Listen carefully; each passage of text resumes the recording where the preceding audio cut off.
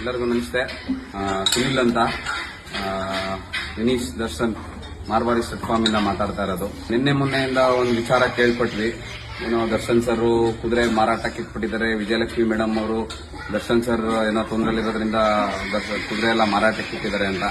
ದಯವಿಟ್ಟು ಖಾಸಗಿ ಚಾನೆಲ್ ನಲ್ಲಿ ಯಾವುದೋ ಒಂದ್ರಲ್ಲಿ ನೋಡಿದೆ. ದಯವಿಟ್ಟು ಆ ಚಾನೆಲ್ ಅವರು ಒಂದು ಸ್ವಲ್ಪ ವಿಚಾರನ ತಿಳ್ಕೊಂಡು ಮಾತಾಡಿದ್ರೆ ತುಂಬಾ ಉತ್ತಮ. ಇಲ್ಲ ಅಂದ್ರೆ ಸುಮ್ಮನೆ ಏನೇನೋ ವಿಚಾರಗಳನ್ನ ಜನಕ್ಕೆ ತಲುಪಿಸಬೇಡಿ ಅನ್ನೋದು ನನ್ನ ಒಂದು ಅನಿಸಿಕೆ. ಯಾಕೆಂದ್ರೆ ಇವಾಗ ಈ ತೋಟ ನೋಡ್ಕೋತಾರ ನಾನೇ. ಸೊ ನೀವು ಯಾವ ರೀತಿ ಮಾತಾಡ್ತಾ ಇದ್ದೀರಾ, ಸುಮ್ಮನೆ ಕುದುರೆ ಮಾರಾಟಕ್ಕೆ ಇಟ್ಟಿದ್ದಾರೆ, ಏನು ಎತ್ತ ಅನ್ನೋದನ್ನ ಏನಕ್ಕೆ ಹಾಕಿದೀವಿ ಅನ್ನೋದನ್ನ ಬೋರ್ಡ್ ಅಲ್ಲಿ ಫಸ್ಟ್ ತಿಳ್ಕೊಳ್ಳಿ.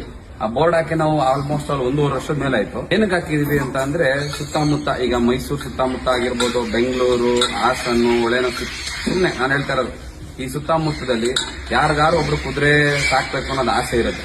ಈಗ ಅವರು ಯಾವ ತರ ಯಾರನ್ನ ಕಾಂಟ್ಯಾಕ್ಟ್ ಮಾಡಬೇಕು ಏನು ಅನ್ನೋದು ಗೊತ್ತಿಲ್ಲ. ಈಗ ಯಾರೋ ಸಿಗ್ತಾರೆ, ರಾಜಸ್ಥಾನದಿಂದ ಕುದುರೆಗಳು ಮಹಾರಾಷ್ಟ್ರ ಸಿಗುತ್ತೆ, ಮತ್ತೆ ತಮಿಳ್ನಾಡಲ್ಲೆಲ್ಲ ಎಲ್ಲೋ ಒಂದ್ ಕಡೆ ಇದೆ ಅಂತ ನಮಗೂ ಮಾಹಿತಿ ಇದೆ. ಬಟ್ ಏನ್ ಮಾಡ್ತಾರೆ, ರಾಜಸ್ಥಾನಿಗೆ ಗೊತ್ತಿಲ್ಲದೇನೆ, ಈಗ ನನಗೆ ಕುದುರೆ ಬಗ್ಗೆ ಗೊತ್ತಿಲ್ಲ, ಈಗ ನಾನು ತಿಳ್ಕೊಂಡಿರೋದು.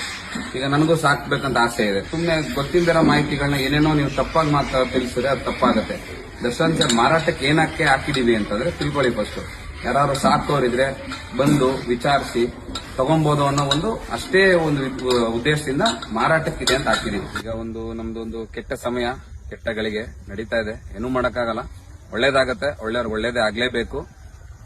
ನಾವೇನ್ ಹೇಳಕ್ ಬರ್ತಾ ಇದೀವಿ ಅಂತಂದ್ರೆ, ನಮ್ಮ ಯಜಮಾನ್ರು ಹೊರಗಡೆ ಇದ್ದಾಗ ಎಷ್ಟು ಜನಕ್ಕೆ ಜೀವನಾಂಶ ನಡೀತಿತ್ತು ಅಂಡ್ ಎಷ್ಟು ಜನಕ್ಕೆ ಕೆಲಸ ಸಿಗ್ತಿತ್ತು ಅದೆಲ್ಲ ನಾವೇನು ಹೇಳ್ಬೇಕಾಗಿಲ್ಲ. ಅದೆಲ್ಲ ಪ್ರತಿಯೊಬ್ಬರಿಗೂ ಗೊತ್ತಿದೆ. ಅಂಡ್ ಲಾಕ್ಡೌನ್ ಸಮಯದಲ್ಲಿ ಯಜಮಾನ್ರು ಒಂದು ಕರೆಗೆ ಎಷ್ಟು ದೇಣಿಗೆ ಬಂತು ಸರ್ಕಾರಕ್ಕೆ, ಅದರಿಂದ ಎಷ್ಟು ಮೂಕು ಪ್ರಾಣಿಗೆ ಹೊಟ್ಟೆ ತುಂಬಿತು, ಅದನ್ನ ನಾವೇನು ಹೇಳ್ಬೇಕಾಗಿಲ್ಲ. ನಿಮ್ಮ ಒಂದು ಚಾನೆಲ್ಗಳಲ್ಲೇ ನೀವೇ ತೋರಿಸಿದೀರಾ.